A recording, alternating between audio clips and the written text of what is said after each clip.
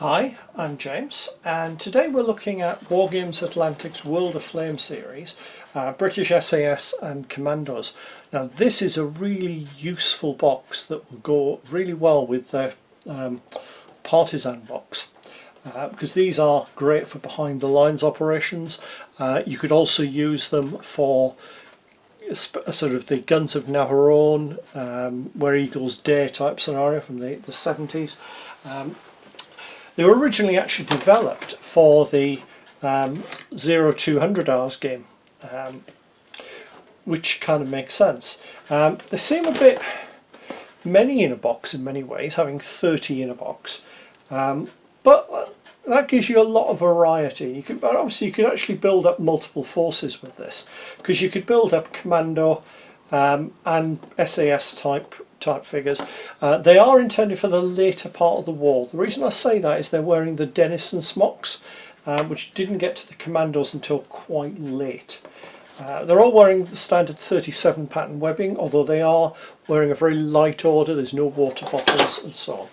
So what do we get? Well, we get 5 sprues, all identical. Now there's 6 figures on a sprue.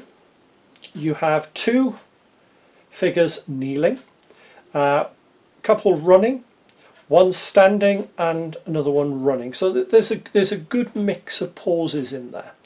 You can do a lot with that. Head wise, we're well off for heads. We've got 6 figures wearing berets. We've got a couple of bear head figures here, and then 4 figures wearing the cap comforter, what's often called the commando cap. We've got 4 heads there with the para helmet on, and another bareheaded, and also one which I think sums up the sort of the background of the game. You've got a figure in the cap comforter with a Fairbairn Sykes held between their teeth. I think that's a nice touch. So we've got lots and lots of arms and weapons, and I'm going to highlight some of the weapons because there are some very unusual options in there. As we go through, we've got plenty of Thompsons, 4 I think it is there. Yeah, so 4 Thompsons. Thompsons were pretty popular with the Royal Marines. They were very upset, the Commandos, when they lost their Thompsons and were given Stens. That was very popular. In fact, it's not just the Royal Marine Commandos, there were Army Commandos at this point. You could even have 10 Commando, which was actually made up of foreigners like Germans and so on, which is a fascinating group to read up on. So we've got plenty of Thompsons.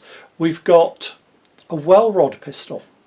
Now the well rod was actually basically a bolt action pistol with a silencer built in. We've got a couple of different ones, one held low, one with the arm outstretched, and the arm held low like that is actually a textbook firing position. The textbook Special Forces firing position was to actually hold the pistol at waist height and turn your whole body into the target. So that's actually really nice to see. We've got a Fairbairn Sykes in a scabbard. We've got a Sten, so we've got a couple of Stens there. Got 2 applied and a couple more down this end, so we've got 4 Stens and actually another well rod, so you're well off for well rods. We've got a number 4 rifle, which is the good old Lee Enfield. A Lee Enfield carried at the trail, that's quite a nice one. We've got a Bren, which is the classic submachine gun for the Second World War for the British. We've got this item. Now this is a really unusual weapon. It's the Dillersley carbine, which was basically a modified number 4 rifle with a built-in silencer that fired 45 ACP rounds through a modified 1911 magazine. It was still bolt action and was very, very quiet. That's a nice option to include. We've then got another number 4 there, another number 4, so you've got 4 number 4s there, and a number 4T, which is the sniper version. That's nice to see.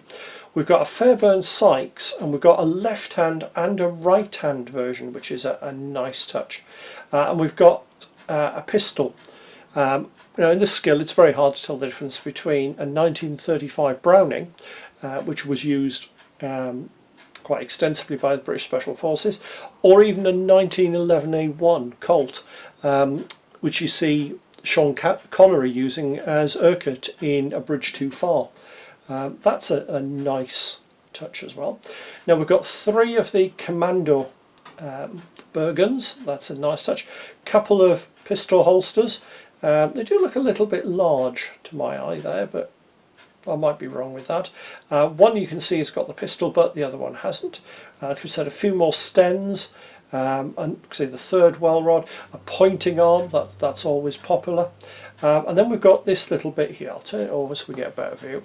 We've got some small packs, standard 37 pattern, large packs 37 pattern, another Fairbairn Sykes, and then we've got some demolitions gear, complete with the antenna on that one, and basically a bundle with a timer on it there.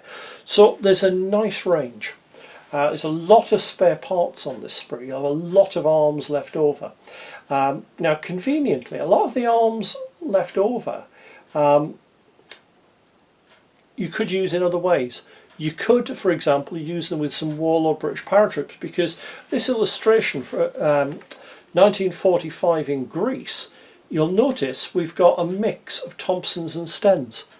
So that would actually give you some troops with Stens, which is quite a useful touch. You could even use these figures as standard airborne, bearing in mind that they are missing a lot of the extra gear that would be being carried. You don't have a Bren number 2 parts wallet, for example, or the extra pouches the Bren gunner would carry, but you've still got a lot of useful bits in there.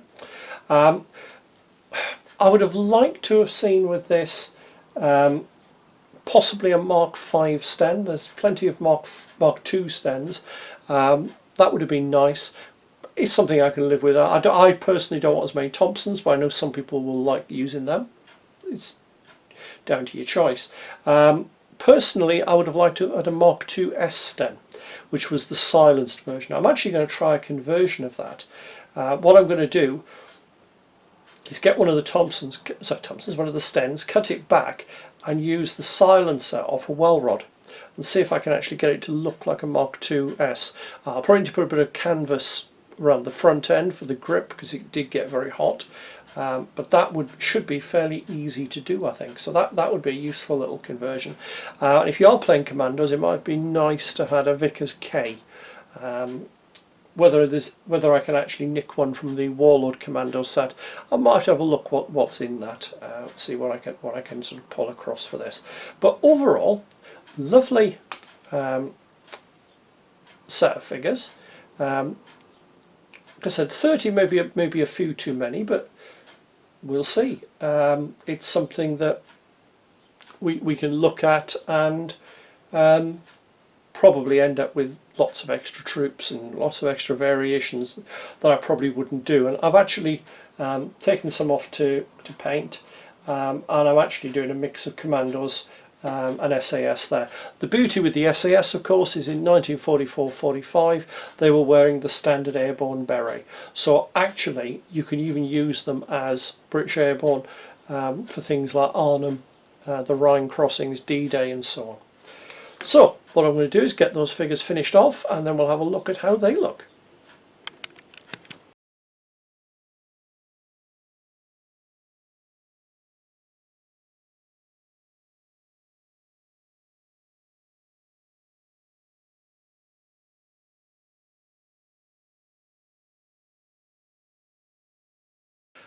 Hopefully you've enjoyed the video. If you have, please click on the like button below so that I know what people like and I know what to make more of.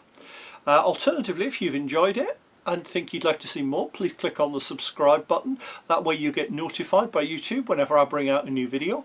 And you never know, there might be something in there that you hadn't considered, because I do cover a variety of things on the channel.